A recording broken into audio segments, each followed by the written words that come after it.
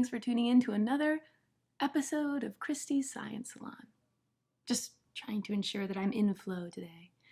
I was chatting with my hot yoga instructor yesterday, and we were in downward facing dog, and she was like, Christy, what happens when salt water meets fresh water in estuaries? And I was like, so Shauna, if I had a nickel for every time I thought of that, I'd be a millionaire. And then we both laughed, and we got into child's pose. I like hot yoga. I was all, buoyancy differences in smaller bodies of water, such as lakes and estuaries, result in the separation of water into layers, which is stratification, with the more dense salt water on the bottom and lighter fresh water on the top. Stratified water can be mixed by cooling and sinking surface water and or by, wind-generated movements like waves or currents. Whether or not the water column is mixed can affect organisms living in the environment. Like, there's no mixing, oxygen is depleted, and then the organisms at the bottom will just die. And Shoshana was like, I hate when organisms die from oxygen depletion. And I was like, I know, right?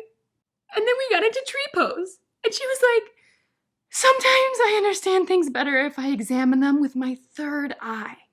And I was like, I totally know what you're talking about.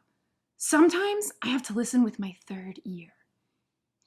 And she was like, what's that? And I was like, don't worry about it. Just know that the ocean has been filled with natural sounds and noises for millions of years, and hearing is generally as important to many marine creatures as sight is for humans. Wow. The oceans have become an increasingly noisy place since the industrial age has occurred.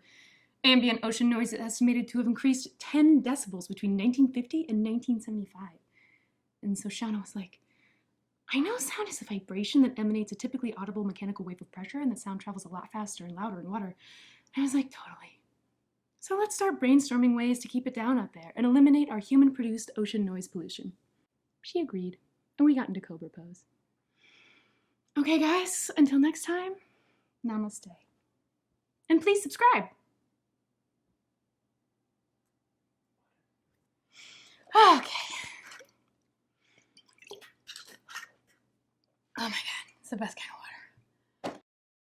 The gang at Rayton Solar has come up with a way to chip off an extraordinarily thin piece of pure silicon, not with a saw, but with a subatomic particle accelerator, an atom smasher. Well, it doesn't smash atoms as such. It smashes protons into the atoms of a chunk of silicon. Now, technicians can control the depth to which these particles penetrate with precision.